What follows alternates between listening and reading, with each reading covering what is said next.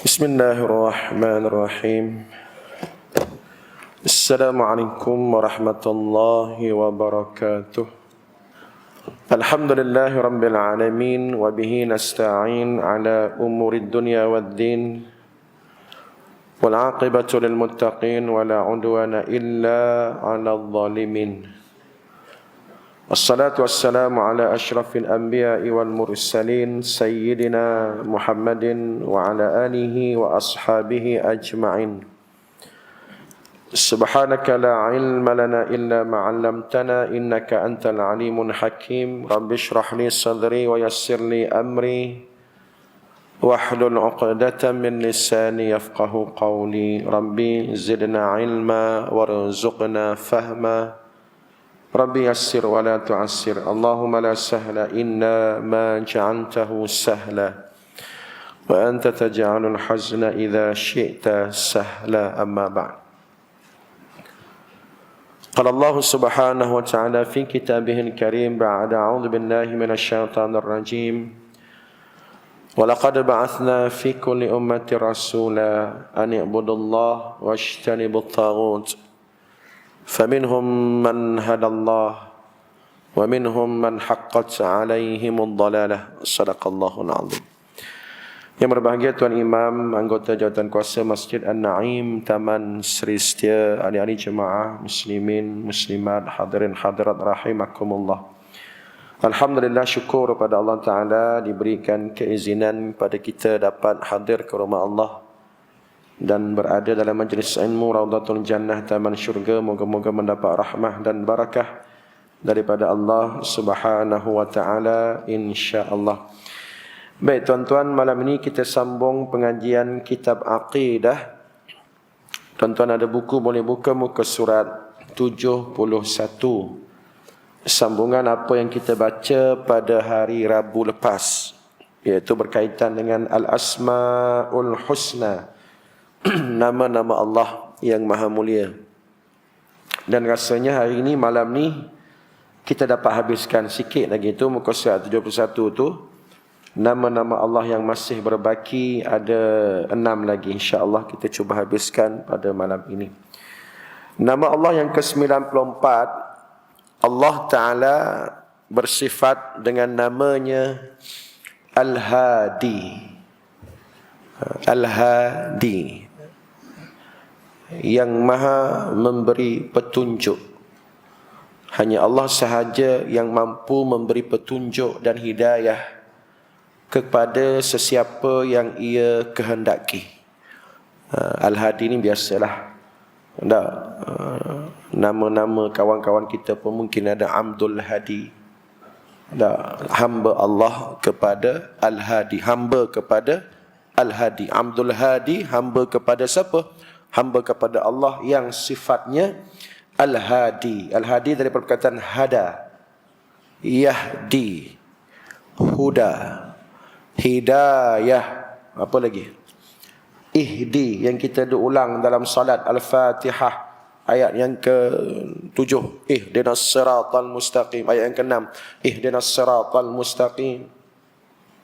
Ihdi mana apa? Pandulah, tunjuklah, bimbinglah, hidayahkanlah kepada kami jalan yang lurus. Jadi Al-Hadi yang maha memberi petunjuk, Allah sahaja yang mampu memberi petunjuk. Kan biasa kita dengar ustaz-ustaz kita sebut hidayah milik Allah. Nabi sallallahu alaihi wasallam tidak mampu memberi hidayah. Contoh paling masyhur, paling biasa kita dengar contoh, Nabi sallallahu alaihi wasallam bersedih kerana bapa saudara dia pun tidak masuk Islam. Abu Talib meninggal, mati dalam musyrik. Bahkan turun pula ayat Quran bersempena dengan peristiwa bagaimana Nabi bersedih Abu Talib mati kufur, mati musyrik. Allah kata apa? Surah innaka la tahdi man ahbabta walakinnallaha yahdi man yasha. Wahai Muhammad, kamu sesekali tidak boleh bawa hidayah. Nak campur hidayah dalam hati orang tu tak boleh. Man ahbabta, walaupun orang yang kamu sayang, pak saudara. Nabi sayang Abu Talib, banyak jasa dia walaupun dia kufur. Jaga Nabi, bela Nabi. Man ahbabta, mu sayang ke dia, tapi la tahdi, wahai Muhammad, kamu tidak boleh bagi hidayah. Walakin Allah yahdi man yasha, Allah lah jua yang memberi hidayah kepada siapa yang dia berkehendak. Tu makna hidayah milik Allah. Setara Nabi pun tak boleh bagi hidayah, kita ni hak tak Nabi lagi lah. Kita tak boleh bagi hidayah. Cuma kita tolong khabar, tolong nasihat, tolong pesan, berpesan, wa tawassau bil haqqi, tak tegur menegur, tu je. Khabar dah. Nasihat pun dah nasihat dah. Tak berubah juga. Sebab apa? Sebab hidayah milik Allah. Allah tak bagi hidayah, macam itulah juganya. Jadi Allah Ta'ala memberi hidayah kepada siapa yang dia kehendaki. Tadi saya muqaddimah tadi, saya mulakan dengan ayat daripada surah An-Nahli ayat 36. Faminhum man hadallah wa minhum man haqqat alaihi dhalalah. Man haqqat alaihim dhalalah. Dan sebahagian manusia, kata Allah, man hadallah, hada, ini perkataan hada melahirkan perkataan al-hadi. Hadallah, Allah bagi dia hidayah. Tak semua. Allah kata min makna sebahagian, minhum, sebahagian manusia, man hadallah, Allah bagi dia hidayah. Syukurlah tuan-tuan, nikmat paling besar hidayah. Sebab tak semua Allah bagi hidayah. Hidayah Islam, nikmat paling besar, nikmat iman, nikmat Islam, nikmat hidayah. Tak ada lebih besar pada itu. Fir'aun Allah bagi, semua Allah bagi ke dia. Tak, kaya, pangkat, harta, kuasa. Tapi hak paling besar tak ada pada dia. Nikmat paling besar Fir'aun, hidayah tak ada. Jadi Allah kata faminhum man hadallah, sebahagian manusia diberi hidayah, wa minhum man haqqat alaihi dhalalah, sebahagian hak lagi tetap kepadanya kesesatan. Hak dalam sesat tu tak ada hidayah. Kesesatan hak namanya agama Kristian, Buddha, Hindu. Kesesatan hak namanya mazhab-mazhab yang terkeluar, Ahlus Sunnah wal Jamaah, Syiah, Khawarij. Tak, hak kita baca sebelum ni Jabariyah, Qadariyah, Murji'ah, semua tu itulah namanya kesesatan. Maka tidak dapat hidayah Allah Ta'ala. Jadi kita mohon agar Allah berikan kita hidayah. Sebab tu wajib kita rukun salat baca Al-Fatihah. Dalam Al-Fatihah minta hidayah 17 kali sehari. Itu paling kurang. Moga Allah bagi kita hidayah dan duduk dalam hidayah, memilih hidayah tersebut dan istiqamah. Rabbana la tuzigh qulubana ba'da idh hadaitana. Mana datang perkataan hadaitana? Hadaitana itu daripada perkataan hidayah, hadi. Rabbana la tuzigh, jangan kamu palingkan, jangan kamu selewengkan ya Allah qulubana, hati kami, ba'da idh hadaitana, lepas pada bagi hidayah. Di hati kami ada hidayah, di hati kami ada Islam, di hati kami ada iman ya Allah. Rabbana la tuzigh qulubana. Jangan dipalingkan, jangan diselewengkan, jangan digelincirkan kepada yang lain, pada yang benar, ini hidayah Islam. Itu doa diajar oleh Allah dalam Quran surah Ali Imran. Jadi insya-Allah kita faham Allah tu Al-Hadi, Allah beri hidayah, dan kita minta kita sebahagian daripada hamba Allah yang Allah berikan hidayah, dan Allah kekalkan, istiqamahkan kita sampai ke mati dengan Islam ini. Baik, itu makna hidayah Al-Hadi. Yang ke-95 Al-Badi'. Al-Badi'. Al-Badi'u. Apa makna Al-Badi'u? Yang maha indah ciptaannya. Segala ciptaan Allah sangat-sangat indah dan tidak dapat dibanding dengan yang lain. Keindahan ciptaan Allah, bumi cukup indah, alam cukup indah, langit cukup indah, lautan yang membiru itu cukup indah. Kerana Allah tu Al-Badi', yang maha indah penciptaannya. Segala ciptaan Allah sangat-sangat indah dan tidak dapat dibanding dengan yang lain. Al-Badi' ni kalau dalam kitab-kitab dia adik-beradik dengan apa dia panggil apa? Al-asmaul muta'alliqah bitakwin. Nama-nama Allah yang berkait dengan soal kejadian. Kita dah baca pada bulan Januari yang lepas. Berapa lama? 7 bulan sudah. Ingat lagi tak kita baca 7 bulan sudah? Tak, nama Allah yang ke-12, 13, 14. Tu regu dia. Al-Khaliq, Al-Bari, Al-Musawwir. Kata ulama, dia adalah nama-nama yang berkait dengan at-takwin. Apa makna takwin? Penciptaan. Al-Khaliq, nama Allah yang ke-12. Kita dah baca pada bulan Januari yang lepas. Maha pencipta, pencipta mutlak. Alladhi khalaq, Iqra' bismi rabbikal ladzi khalaq. Betapa Allah pencipta yang mutlak. Tidak ada yang lain pada Allah Ta'ala yang mencipta seluruh alam. Rabbil alamin. Rububiyahnya di situ. Kalau kita mengaji tauhid, kitab akidah Ahlussunnah yang saya baca di surah An-Nur Taman Indah Jaya itu kan ada apa? Tauhid rububiyah. Apa makna tauhid rububiyah? Allah sebagai Rabb. Apa makna sifat Rabb? Tuhan yang mencipta mutlak. Dia tak kongsi dengan siapa-siapa. Bukan ada Tuhan lain pun. Malaikat sekalipun bukan Tuhan. Malaikat bukan mencipta. Malaikat tu kita kata simbolik kepada keagungan Allah Subhanahu Wa Taala. Malaikat pun hamba Allah juga, tertakluk kepada perintah Allah. Atau Allah pencipta secara mutlak. Apa lagi hak berkait dengannya? Al-Musawwir, yang membentuk. Ini ulang kaji ulang kaji. Kita baca bulan 1 lepas. Tapi saya nak sebut ulang kaji sikit kerana berkait dengan Al-Badi' ni. Apa lagi? Al-Musawwir, yang maha membentuk. Allah buat bumi. Bumi ciptaan Allah. Al-Khaliq, khalaqallahu as-samaa alladhi khalaqa sab'a samawat. Allah Taala buat bumi, buat langit. Allah buat langit dan bentuk langit tu berlapis-lapis tu kerana Allah musawwir. Allah membentuk pesing langit ni, jenis dia berlapis-lapis. Allah al-musawwir. Planet bumi, bulat. Bulat ke apa? Kita panggil apa? Bulat bukan bulat tak? Sfera tak? Lebih tepatnya sfera, dia bukan bulat macam bola tu tak? Sfera. Bentuk bumi ni, Allah buat bumi, khalaqal arda. Tak? Allah mencipta al-arda. Allah buat bumi. Yang bumi itu pula bentuknya sfera macam tu, Allah membentuk. Al-Musawwir. Allah buat kita. Allah buat manusia. Tak? Bentuk kita ni Allah Al-Musawwir. Tubuh badan kita tulang 4 kerat. Allah membentuk kedudukan kepala ke atas. Bukan kepala duduk bawah. Cantik dah tu. Laqad khalaqnal insana fi ahsani taqwim kan? Tak, hidung. Allah bentuk hidung, lubangnya 2. Dibantainya lubang 3, jenuh juga kita nak korek satu-satu. Tak, lubangnya menghadap ke bawah, nasib baik tak menghadap ke atas. Tak, Allah membentuk penciptaan manusia. Huwal apa dalam surah Ali Imran, huwallazi yusawwirukum fil arhami kaifa yasha. Dialah yang membentuk kamu ketika kamu berada di alam rahim.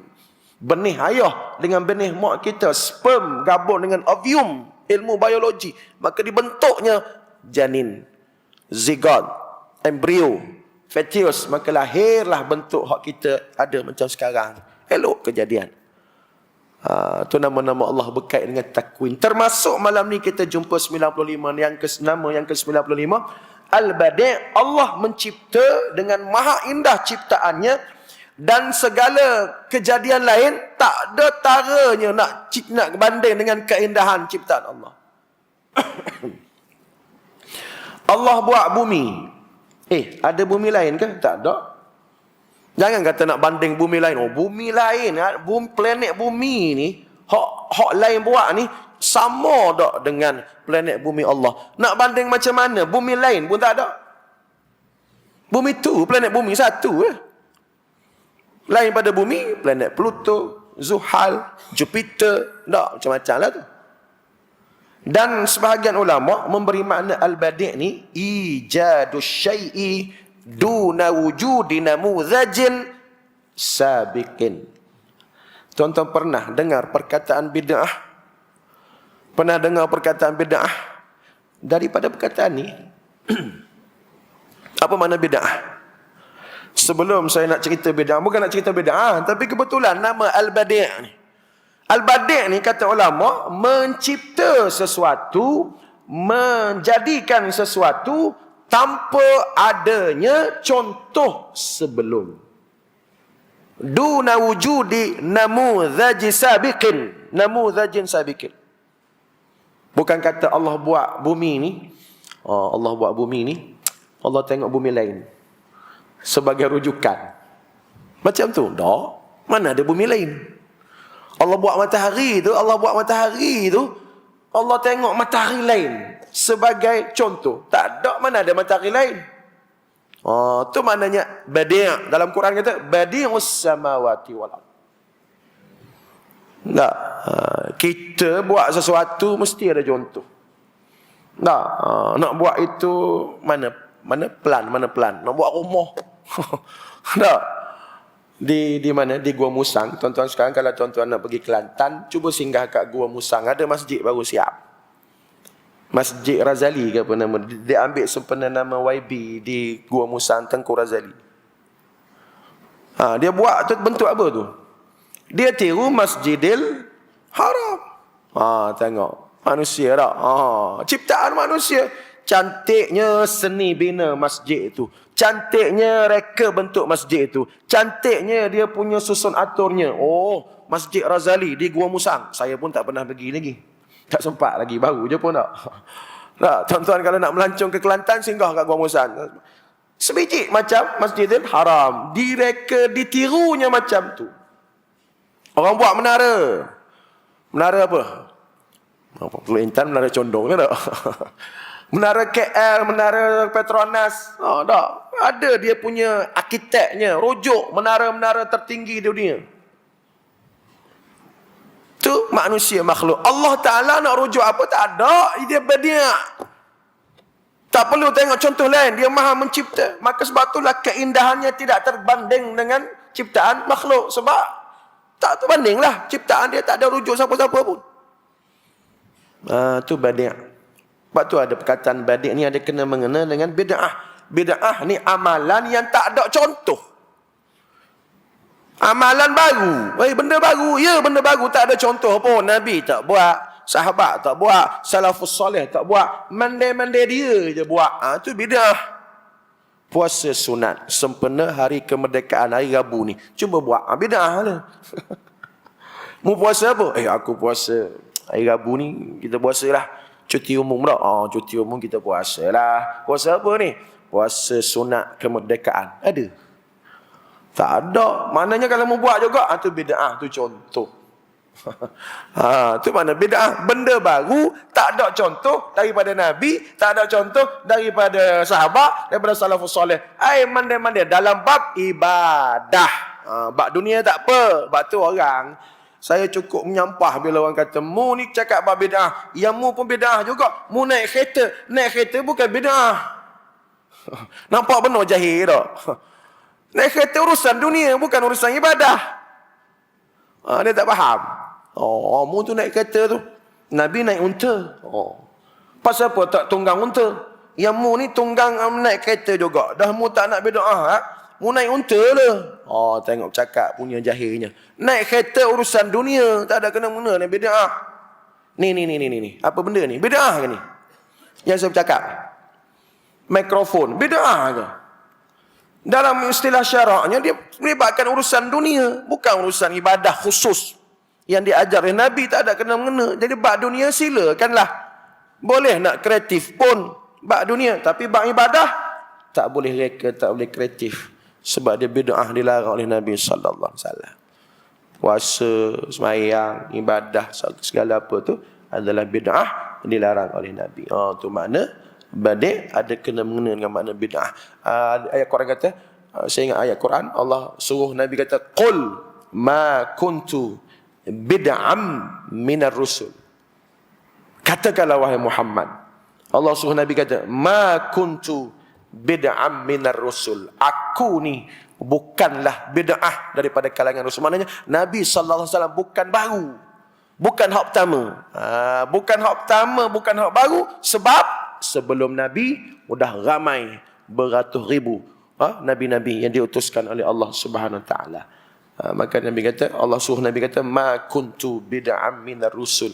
Aku bukanlah nabi yang baru. Aku bukanlah hak pertama. Sebab sebelum Nabi ada dah Nabi-Nabi lain yang mengajar akidah la ilaha illallah. Jadi faham ya, makna badi' itu ialah Allah mencipta tanpa perlu kepada contoh, tanpa perlu kepada rujukan, dan Allah mencipta cukup indah, amat-amat indah, maha indah ciptaan Allah, tidak ada tara bandingnya. Allahu akbar, subhanallah. Baik habis yang ke-95, 96. Allah Ta'ala maha al-baqi. Apa makna al-baqi? Yang maha kekal. Adanya Allah itu berkekalan selama-lamanya. Dalam Asma'ul Husna dia panggil al-baqi. Dalam sifat 20 dia panggil apa? Baqa. Benda sama je. Benda sama je. Kalau mengaji sifat 20 dia panggil wujud, qidam, baqa. Sifat yang ketiga, sifat pertama wujud, Allah itu ada. Sifat yang kedua qidam, Allah sedia ada. Sifat yang ketiga baqa, kewujudan Allah itu, zat Allah itu kekal, baqa. Mengaji Asmaul Husna dia panggil al-baqi, isim fa'il. Yang baqa tu masdar. Tu orang mengaji Arab dia fahamlah. Baqa tu kata terbitan, ismul masdar dari segi bahasanya. Yang ni al-baqi ismul fa'il, kata yang menunjukkan pembuat. Allah maha kekal, adanya Allah itu berkekalan selama-lamanya. Dalil dia surah apa? Surah Ar-Rahman. Tuan-tuan baca surah Ar-Rahman, Allah berfirman, kullu man 'alaiha fan wa yabqa wajhu rabbika dzul jalali wal ikram. Sadaqallahul azim. Semua atas muka bumi ni kata Allah fan. Fan makna fana. Yang tak fananya, yang tak binasanya, yang tak musnahnya ialah wajah Allah. Wajah Allah ulama mentafsirkan zat Allah. Zat Allah itu kekal. Lain pada Allah fan. Fan udah jadi kata Melayu dah. Fana. Binasa, hancur. Allah Ta'ala tak binasa, tak hancur, kekal. Allah sifatnya kekal, baqi. Kalau perkataan Melayu baki ni duit, baki duit, tak balance. Apa kena-mengena pula? Mungkin kita kalau jual beli kita bayar harga 50, kita bawa 100. Baki berapa? Barang 50, bayar 100. Baki 50 terbaki, hak masuk poket, hak kekal. Hak ada dalam poket, hak kekal di tangan kita. Itu makna segi bahasa lah. Baki-baki ni pun diambil daripada bahasa Arab. Tak, balance. Orang putih kata al-baqi, yang maha kekal. Adanya Allah itu berkekalan selama-lamanya. Dalam surah apa? Baru je baca di surah An-Nur. Dalam surah Az-Zumar, wa nufikha fis sur fasa'iqa man fis samawati wa man fil ardi illa man syaa Allah. Apabila ditiup sangkakala yang pertama, Israfil, malaikat Israfil meniup sangkakala pertama, fasa'iqa, habis, mati, musnah, rosak segala yang di langit dan di bumi. Hak di langit mati, hak di bumi musnah. Bila tu? Kiamat, tiupan sangkakala pertama. Illa man syaa Allah, kecuali yang Allah berkehendak tak mati lagi. Bukan tak mati langsung, belum lagi. Antaranya disebut oleh ulama Jibril, Israel. Israel dengan tiupan sangkakala pertama dia tak mati lagi. Jibril pun sama disebut dalam kitab. Ini ada dalam tafsiran surah Az-Zumar. Jadi apabila ditiup sangkakala pertama, berlakunya kiamat, hancur, binasa alam, yang kekal hanya Allah. Kerana Allah tu al-baqi, maha kekal.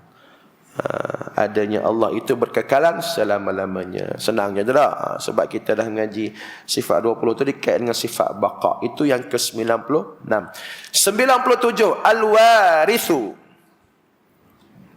Al-warith, apa makna al-warith? Allah Ta'ala yang maha mewarisi segala perkara. Allah itu maha pewaris. Ia sahaja yang mewarisi setelah binasa seluruh alam. Ada kena-mengena dengan al-baqi tadi. Sebab itulah susunannya macam tu. Al-baqi, lepas al-baqi, al-warith. Dia yang mewarisi setelah binasanya seluruh alam. Allah mewarisi segala perkara. Inna nahnu narithul arda wa man 'alaiha wa ilaina turja'un. Tu dalil dia. Dalam kitab tak ada. Tapi saya ambil dalil daripada surah Maryam ayat 40. Sesungguhnya kamilah, kata Allah, akulah, kata Allah, narithul arda, mewarisi bumi. Pewaris kepada bumi ini. Wa man 'alaiha, dan benda-benda yang ada dalam atas planet bumi ini. Wa ilaina turja'un, dan semua benda balik kat aku. Wa ilaina, dan kepada akulah, kata Allah, turja'un, mu semua manusia ni pulang kepada aku. Dan Allah itu maha mewarisi. Bila musnahnya alam, Allah mewarisi alam ini. Ibarat kata, apabila meninggalnya seseorang, ada pewarisnya. Ayah meninggal, anaklah mewarisi harta. Ada beberapa benda ulama sebut Allah maha mewarisi secara mutlak, pewaris secara mutlak Allah Ta'ala. Ada benda yang kita pun boleh mewarisi. Ada tak benda kita boleh warisi? Ada. Antaranya yang pertama, harta. Ini biasalah. Pewaris. Tengok cerita Tiga Abdul. Tengok. Ayah tak mati lagi. Bapak dia tak mati lagi. Yang Abdul Wahid itu. Tak sabar-sabar nak mati ayah. Sebab apa? Nak mewarisi harta. Dia boleh mewarisi harta. Ikut faraid. Tolong ikut faraid lah. Ini pun satu hal juga. Orang Melayu kita kadang-kadang tak berapa nak ikut faraid. Sedangkan itu perintah Allah. Dalam ilmu syariah, ada satu ilmu dia panggil fiqhul mawaris. Ini pun daripada perkataan waris. Saya dekat universiti dulu. Nak lulus ilmu syariah, nak dapat degree ijazah syariah, sebahagian pelajar mesti ambil satu paper, satu kertas, satu tajuk subjek fiqhul mawaris. Apa makna fiqhul mawaris? Fiqh, ilmu berkaitan dengan hukum hakam, mawaris, faraid. Ayah meninggal siapa yang ada? Isteri hidup, ada lagi. Isteri dapat 1/6 contoh. Anak dapat banyak mana? Adik-beradik dapat banyak mana? Siapa yang terhijab? Terhijab mana? Mahjub. Tak layak. Sebab apa? Ada lagi warisnya yang lain yang hidup. Adik-beradik, anak, cucu, cicit. Anak pula lelaki dapat berapa? Perempuan dapat berapa? Perempuan dapat kurang, anak lelaki dapat lebih. Itu semua dalam fiqhul mawaris. Kena mengaji yang tu. Kalau tak mengaji, kena cari orang yang pakar. Hari ni orang duk sama menyamam, batulah. Ada bergaduh, baru ni kat Pahang, nenek sama cucu, cucu sama nenek, macam-macam. Kerana apa? Kerana harta. Dibenarkan kepada kita untuk mewarisi. Yang kedua apa dia? Apa lagi Allah bagi kita mewarisi? Ilmu. Tak, kan Nabi kata, al-ulama warasatul anbiya. Ulama pewaris Nabi. Ulama pewaris Nabi. Wa innama lam yuwarithu dinaran wala dirhaman. Bukan waris dinar, bukan uang emas, bukan dirham, uang perak, bukan. Sebab biasanya kalau waris orang nombor satu tadi lah harta lah. Bukan ulama mewarisi harta Nabi, tidak. Habis itu Nabi kata apa? Wa innama yuwarithul ilma. Tetapi ulama mewarisi ilmu. Sebab tu kena ikut ulama. Ulama mu'tabar lah.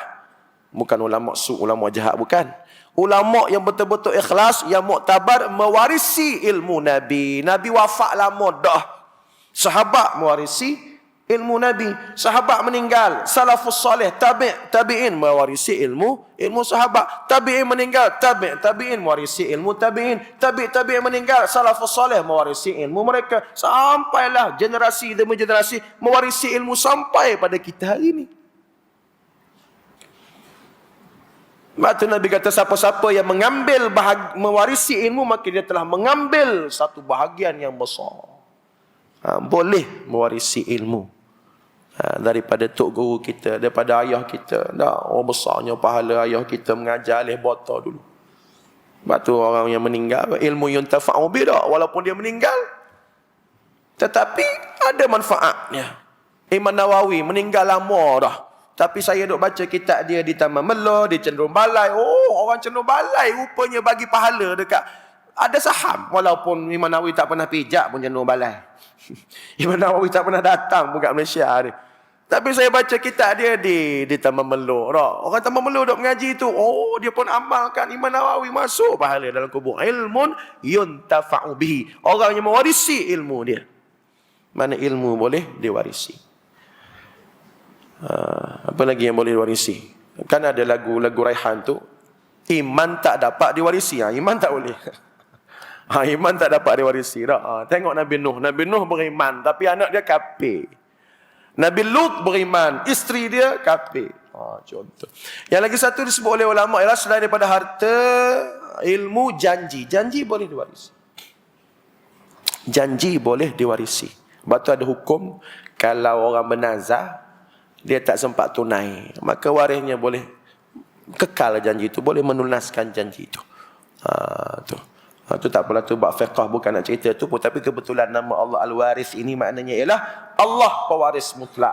Tapi ada benda-benda yang Allah bagi kita mewarisi secara sementara. Mewarisi harta, katakanlah bapak kita meninggal, kita pewaris pun sama juga, kita pun akan mati, orang lain pula ambil harta kita. Itulah sementara je. Tapi yang kekal mutlak pewarisnya ialah Allah Subhanahu wa ta'ala. Itu mana Al-Warith. Yang ke-98, Ar-Rashid. Ar-Rashid biasa kita dengar tak? Yang maha penunjuk. Allah Ta'ala yang maha penunjuk. Ia menunjuk kebenaran yang tepat kepada hamba-Nya, mengikut kebijaksanaannya. Yang ni dia punya keywordnya. Keyword dia sini lebih kepada perkataan rasyada. Sebab boleh jadi orang tanya, Ustaz, tadi pun Al-Hadi pun maha petunjuk juga. Boleh jadi orang tanya, Ustaz, yang tadi tu Al-Hadi tu maha petunjuk, yang ni Ar-Rashid pun lebih kurang yang maha penunjuk. Apa bezanya? Bezanya ialah Ar-Rashid lebih kepada, dia punya highlightnya kepada sifat rasyada, yurshidu, irsyad, ialah kebijaksanaan Allah. Allah memberi petunjuk berdasarkan kebijaksanaannya. Sifat Allah Ta'ala maha bijaksana kan. Rashid. Sebab tu Rashid ni daripada perkataan rasyada, yurshidu. Allah apa? Kawan-kawan kita ada nama Abdul Rashid. Ada orang nama Rushdi. Rushdi makna bijak. Rushdan, kebijaksanaan. Apa lagi nama? Arsyad. Nama Arsyad tu dia ambil daripada perkataan Rashid. Arsyad yang lebih bijak. Apa lagi? Irsyad. Irsyad mana petunjuk. Jadi betapa Allah tu Ar-Rashid, bijaksana Allah Ta'ala, dia menunjukkan kepada kita perkara-perkara yang bijak juga. Dan Allah kadang-kadang dia bagi pinjam sifat bijak tu kepada hamba-Nya. Dalam Quran surah Al-Anbiya ayat 51. Kebetulan saya ada baca tafsir surah Al-Anbiya di surah Al-Mudaththir di taman saya. Allah berfirman surah Al-Anbiya ayat 51, walaqad ataina Ibrahima rusydahu. Rusyda daripada perkataan Rashid. Sesungguhnya kata Allah, aku memberikan kepada Nabi Ibrahim satu sifat rusydahu, bijaksana yang ada pada Nabi Ibrahim. Allah bagi pada manusia yang dikehendaki dia bijaksana dengan syarat cari. Ada orang Allah bagi, ada orang mungkin kena cari. Sekarang ni, kenapa ni mari mengaji, mari kuliah ni? Nak jadi bijak lah, nak jadi pandai, nak jadi cerdik. Kalau tak nak bijak, tak nak pandai, tak nak cerdik, tak payah mengaji, tak payah sekolah lah. Sebab tu ilmu kena cari. Jadi kebijaksanaan Allah memberikan petunjuk dan memberikan bimbingannya kepada hamba-hambanya. Kan ada doa. Tengok apa contoh. Betapa Allah maha bijaksana dan memberi petunjuk kepada hamba-hambanya, sehingga hamba-hambanya yang menjadi paling bijak dalam kalangan masyarakat ketika itu. Tuan-tuan baca surah Al-Kahfi ayat 10. Doa orang yang tidur dalam gua tu, anak muda 7 orang. Hak lain punyalah bodoh. Minta maaf lah kasar sikit. Ikut je Raja Dukianus tu. Raja Dukianus kata sembah berhala. Sembah berhala. Raja itu kata, mu sujud ke aku? Sujud ke dia. Tapi dalam ramai-ramai masyarakat tu, Allah menceritakan dalam surah Al-Kahfi, ada 7 orang anak muda yang bijak, yang cerdik, yang pandai. Dia tak ikut telunjuk raja yang zalim, yang suruh rakyat dia sembah berhala. Dan doa yang masyhur yang kita hafal semua, Rabbana atina min ladunka rahmatan wa hayyi' lana min amrina rasyada. Itu perkataan dia. Bacalah doa itu, amalan kita. Sebagaimana Ashabul Kahfi, 7 orang di dalam gua, yang tidur dalam gua, ditidurkan oleh Allah Ta'ala. Allah nak jaga dia. Dengan pilihan dia bijak, berani dia. Dia tampil ke depan, Rabbuna Rabbus samawati wal ard, lan nad'u min duni ilaha. Weh, Raja Dokianus. Kalau bahasa kita hari ni patik lah. Patik nak khabar. Tu kalau bahasa kita orang Melayu hari ni tak. Patik nak bagi tahu, Rabbuna Rabbus samawati wal ard, Tuhan kami, Tuhan yang buat langit dan bumi, bukanmu. Lan nad'u min dunihi ilaha. Kami tak akan seru, kami tak akan sembah, kami tak akan minta tolong lain pada dia. Dia Tuhan yang buat langit pun punya berani. Berani makna apa? Bijaknya dia buat keputusan. Dia tak ikut orang-orang sekitar, sekeliling dia. Zaman hari ni zaman influencer. Pernah dengar perkataan influencer? Aku pun berbelit-belit lidah nak sebut. Influencer tu apa? Daripada perkataan influence, pengaruh. Zaman orang ni mudah terpengaruh. Influencer, pempengaruh.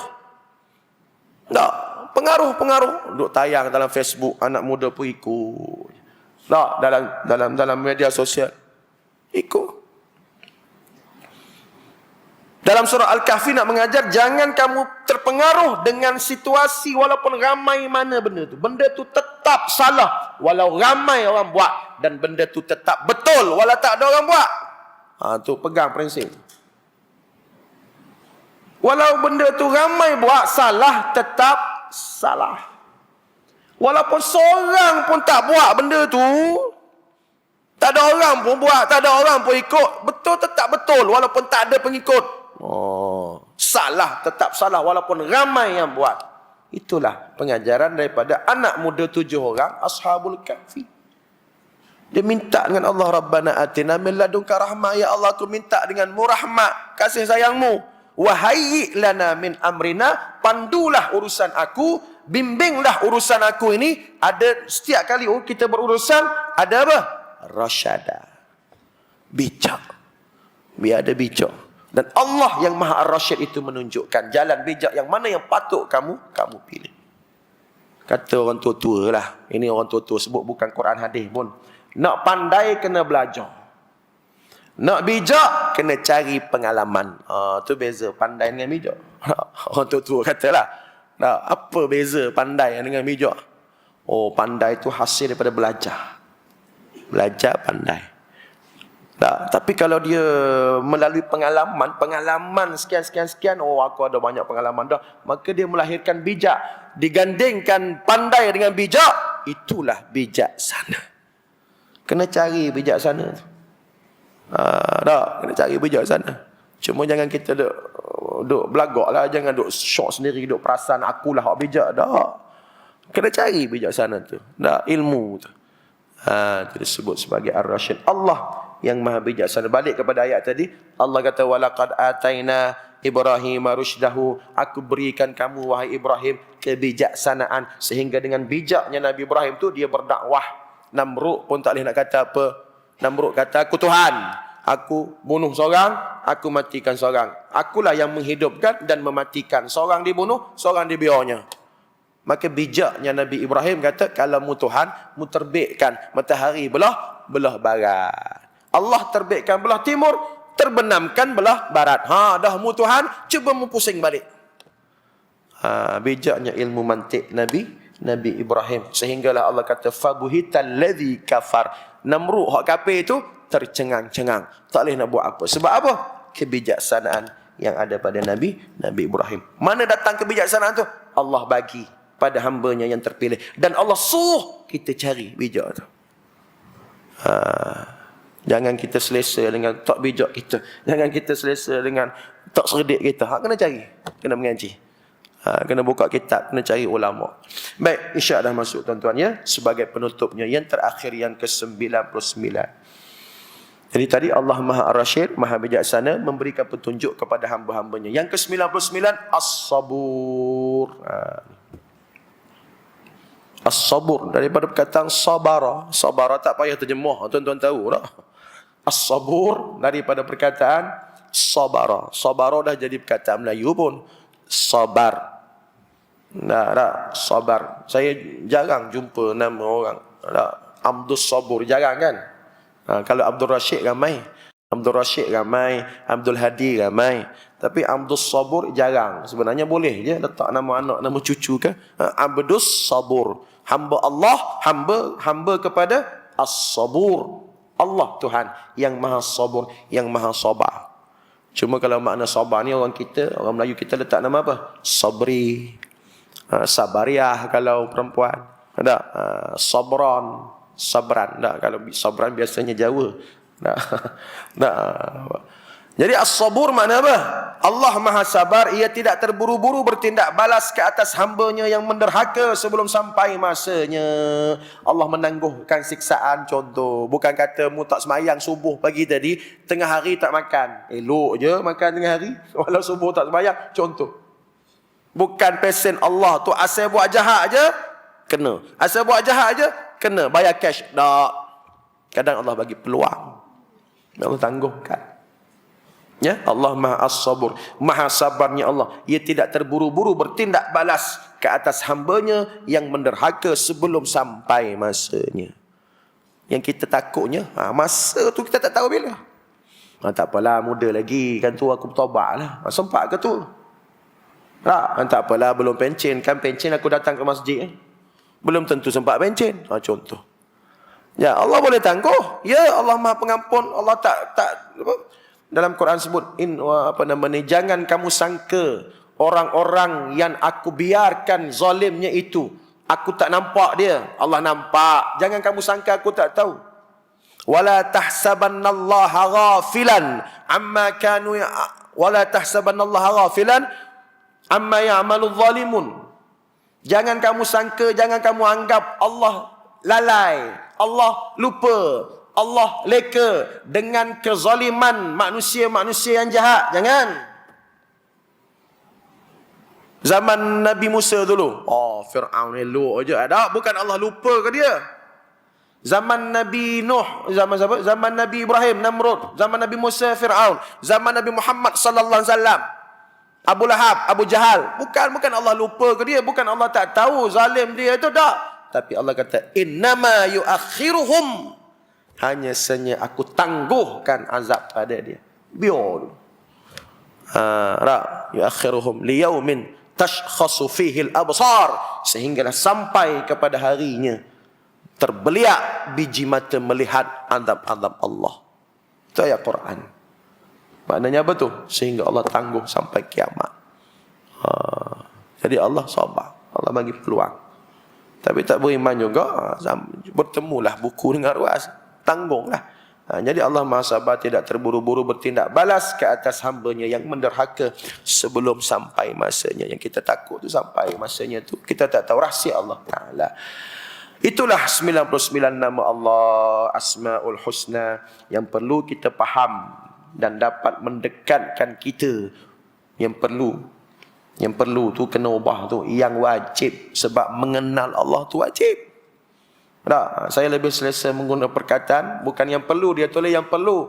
Saya lebih selesa guna perkataan yang wajib. Sebab mengenal Allah tu wajib. Apa makna mengenal Allah? Kenal, bukan kenal zat, kenal sifat Allah. Faham, kenal. Yang wajib kita memahaminya dan dapat mendekatkan kita untuk mengenalkan Allah. Di samping menimbulkan perasaan khusyuk bila kita berdoa dengannya. Dan doa kita akan dimakbulkan serta dijanjikan dengan balasan syurga. Allahu Akbar. Selesailah tuan-tuan 99. Kita baca sejak daripada bulan November. Hampir setahun juga tu. Nak habis dengan 99 ni tak? Mengikut catatan saya bacanya sejak daripada bulan November, dan hari ini barulah selesai 99 nama Allah. Wallahu alam. dan kita sambung pada bulan hadapan. Barulah masuk tajuk barulah tu. Tajuk barunya apa? Sifat Allah. Nama Allah selesai dah. Nama Allah 99 habis. Dan kita jumpa pada bulan hadapan. Tajuk barunya ialah sifat-sifat Allah. Wallahu alam. Cukup setakat tu. Terima kasih perhatian tuan-tuan. Moga-moga apa kita baca kita faham dan kita makin kenal Allah, makin rapat dengan Allah, makin dekat dengan Allah, dan Allah redha kita dunia akhirat. Aqulu qawli hadza astaghfirullahal azim li wa lakum wa billahi taufiq hidayah. Assalamualaikum warahmatullahi wabarakatuh. Bismillahirrahmanirrahim. Alhamdulillah wassalatu wassalamu ala Rasulillah wa ala alihi wa ashabihi wa man walah. اللهم اجعل جمعنا هذا جمعا مرحوما وتفرقنا من بعده تفرقا معصوما. اللهم يا مقلب القلوب ثبت قلوبنا على دينك وعلى طاعتك لا إله إلا أنت سبحانك إنا كنا من الظالمين. ربنا آتنا في الدنيا حسنة في الآخرة حسنة وقنا عذاب النار. صلى الله على محمد وعلى آل محمد والحمد لله رب العالمين. Kita tutup majlis tasbih kafarah surah Al-Asr.